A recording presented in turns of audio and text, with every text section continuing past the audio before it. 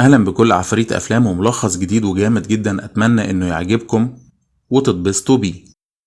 بيبدأ الفيلم باتنين بادي بيلدينج بيحبوا كمال الأجسام جدا، وروتين كل واحد فيهم زي التاني بالظبط، مشتركين في كل حاجة، في الأكل والشرب والنوم والتمارين وكل حاجة حرفيا، إلا إنهم مختلفين في محبتهم لبعض. يعني باختصار كده كل واحد فيهم مش طايق اسم ولا سيرة ولا أي حاجة بيتكلم فيها حد عن التاني. من ناحية تانية بتهجم عصابة على مجموعة جنود معاهم عالمة بتحضر لفيروس مهم، والفيروس ده لو تم استخدامه بشكل غلط هيدمر البشرية كلها. وبيكون قائد العصابة اسمه بريكستون، وبتدور معركة جامدة جدا ما بين بريكستون ورجالته وما بين العالمة هايتي.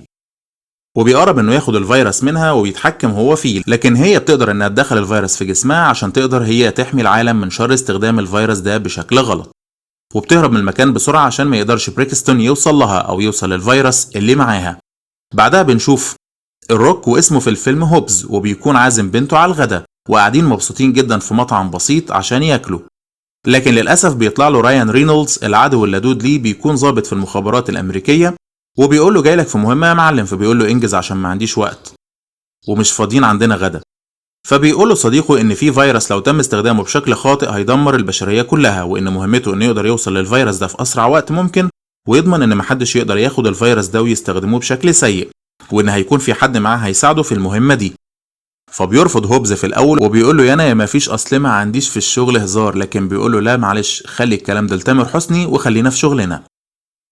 وبرضه نفس الحوار بيدور مع شو اللي بيكون متضايق وعاوز يعمل مهمته لوحده، لكن بعد الضغط على الاتنين بيوافق كل واحد فيهم انه يتعاون مع التاني وهو مش طايقه اساسا. ولما بيتقابلوا فعلا بيكون ده واضح، لان كل واحد فيهم بيرمي كلام على التاني، وكانوا هيضربوا بعض من كتر ما هم كارهين نفسهم في الشغل وكارهين يشتغلوا سوا. في نفس الوقت العالمة بتكون ملغمة المكان اللي هي موجودة فيه عشان محدش يقرب من الفيروس، لكن شو بيوصل للمكان وبيحاول انه يدور على الفيروس عشان يلاقيه ويهرب بيه. وبيجيله مجموعة من رجالة بريكستون وبتدور بينهم معركة قوية وجامدة جدا بين الاتنين، لكن بيقدر شو انه يضربهم ويخرشمهم. في نفس الوقت بيقدر شو يقضي عليهم، وبعد ما بيضربهم بيبطل مفعول القنبلة اللي كانت هتفجر المكان كله. لكن هوبز بيكون اشطر منه وبيقدر يوصل للعالمة اللي معاها الفيروس، بس هي بتكون قوية جدا وبتدور برضه معركة قوية بين الاتنين، بس هوبز في الاخر هو اللي بيقدر يضربها ويعتقلها، وبيروح بيها مبنى المخابرات المركزية عشان يعرف منها اخرة الفيروس ده وايه الفكرة منه وبيعمل ايه. لكن هي مش بترضى تديله اي معلومات لحد ما بيجيله تليفون من بنته عشان يتكلم معاها. بيخلي واحد من الموجودين في مبنى المخابرات يتابع هايتي كويس لحد ما يخلص المكالمة ويرجع لها، لكن هي في جزء من الثانية بتضرب الراجل المسؤول عن حراستها ضرب جامد جدا، وبتفكر انها تهرب لكن هو بيقدر يوقفها. لكن بيتفاجئوا ان شو داخلهم من المبنى، وبيستغرب هوبز من اللي بيعمله شو، لكن بيعرف ان الدكتورة دي تبقى اخته وبيقرر ان هو ينقذها. فبيفتكروا هوبز متواطئ معاهم وهما الاتنين مرتبين موضوع الفيروس ده، وقبل ما تحصل معركة كبيرة ما بينهم بيلاقوا بريكستون جوه المكان وداخل لهم ومعاه مجموعة من الناس، وبيكون مرتب انه يخطف هايتي، وبيقدر فعلا بعد معركة انه ياخدها ويهرب بيها. وبيقرر هوبز وشو انهم يجروا وراه عشان يلحقوا العالمة، لكن شو بيكون اذكى من هوبز وبيقول له انزل انت بالحبل، وبينزل هو بالاسانسير، وبدور معركة قوية بين هوبز وشو وبريكستون، وبيطلع فيه معرفة قديمة بين شو وبريكستون لانه ضربه وموته قبل كده.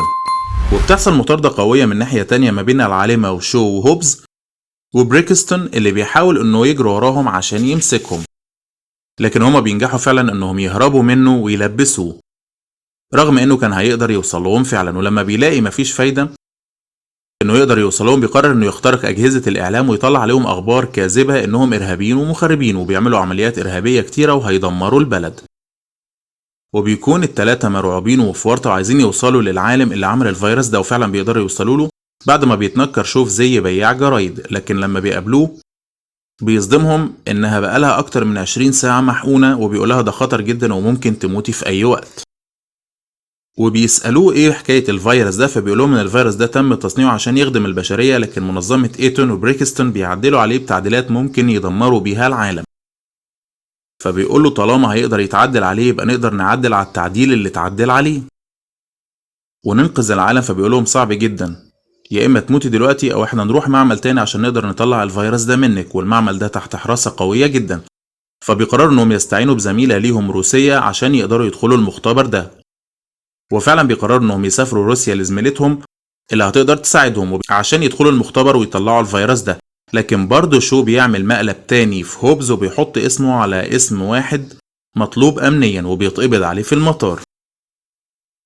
لكن برضه هوبز بيعرف ينجي نفسه ويدخل الطيارة ويتخانق مع شو خناقة جامدة جدا انه ازاي يعمل معاه المقلب السخيف ده، وانه ما ينفعش يعمل معاه كده في وسط الشغل والمهمة، خصوصا انهم مش طايقين بعض في الشغل من اساسه. وبيطلع كيفن هارت من وسط الطيارة وبيقول لهم يا جماعة صلوا على النبي واستهدوا بالله عشان نكمل الفيلم. وقتها بيكون الدكتور اللي عامل الفيروس تحت قبضة بريكستون واللي بيهدده انه يقوله على مكان العالمة والا هيموته. وقتها بيكون وصل الثلاثة هوبز وشو والعالمة لصديقتهم مارجريتا اللي هتساعدهم انهم يدخلوا المختبر، وبتديهم فعلا كل الاسلحة اللي هم محتاجينها وزيادة عشان يقدروا انهم يطلعوا الفيروس ده من جسم زميلتهم. وبيكون الموضوع صعب جدا، لكن العالمة بتقترح عليهم اقتراح انهم يتفقوا مع مارجريتا انها تسلم هايتي لبريكستون عشان ياخد منها الفيروس، وتكون مهمة هوبز وشو جوه المختبر انهم يقدروا ياخدوا الفيروس ده ويدمروه عشان ما يأذيش الكرة الارضية. وحتى وهم في وسط المهمة بعد ما بيدخلوا المختبر بيكون شو متضايق جدا لان هوبز قدامه شخص واحد يضربه ويدخل من البوابة، لكن شو قدامه كتير جدا، تقريبا كتيبة كاملة لازم يضربهم كلهم عشان يقدر يعدي من البوابة. وفي النهاية بيدخلوا الاتنين المختبر وبتقدر العالمة انها تضرب اللي كان هياخد منها الفيروس وبتاخد منه الجهاز اللي بيستخلصوا بيه الفيروس وبتهرب وقتها. بس هوبز وشو بيكونوا تحت ايد بريكستون اللي بيهددهم وبيهدد كمان هوبز وبيكهربوا انه هيموت بنته لو ما تعاونش معاهم وساعدهم في اللي هم عاوزينه. وبتقرب العالمة من بريكستون وبتحاول انها تموته، لكن المسدس اللي بيكون في ايدها للأسف مش شغال. وقتها بيجي الدكتور وبيولع في المختبر بالكامل وبيقدروا يهربوا، وبيحصل مطاردة ضخمة جدا ما بين بريكستون من ناحية وما بين هايتي وهوبز وشو من ناحية تانية، لأن بريكستون مش عاوز يسيبهم ياخدوا الفيروس ويهربوا بالساهل ويتحكموا فيه هما في الكرة الأرضية. لكن بيقدروا في النهاية انهم يتفوقوا عليه في المطاردة اللي حصلت ما بينهم وبيهربوا منه ومعاهم الجهاز اللي هياخدوا بيه الفيروس. لكن للأسف لما بيكونوا في حتة فاضية بيكتشف هوبز ان الجهاز بايظ وبيقترح عليهم هوبز انهم يروحوا عند اهله وبالذات اخوه اللي يقدر يصلح الحاجات اللي زي دي. وفعلا اول ما بيروحوا هناك اخوه بيتضايق جدا وبيقول له انت ارهابي ولا ايه الكلام اللي بيتقال عنك في التلفزيون ده. لكن هوبز بيقول له دي اشاعات وطلعت علينا وكلام فاضي ما تصدقوش. وبيقدر اخوه انه يصلح الجهاز وبيسحبوا الفيروس فعلا. وقتها بيكون بريكستون جاي عشان يدمرهم كلهم، لكن هما بيكونوا واخدين احتياطهم ومحوطين المكان بالمتفجرات.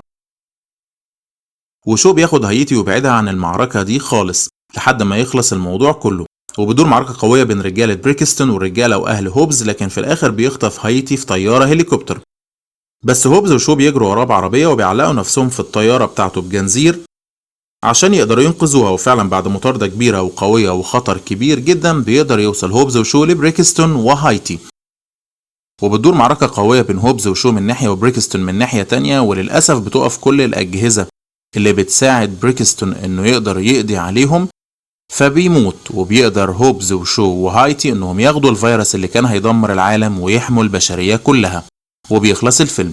لو عجبكم الملخص اشتركوا في القناة وفعلوا الجرس عشان توصلكم أجدد وأجمد ملخصات عفريت أفلام.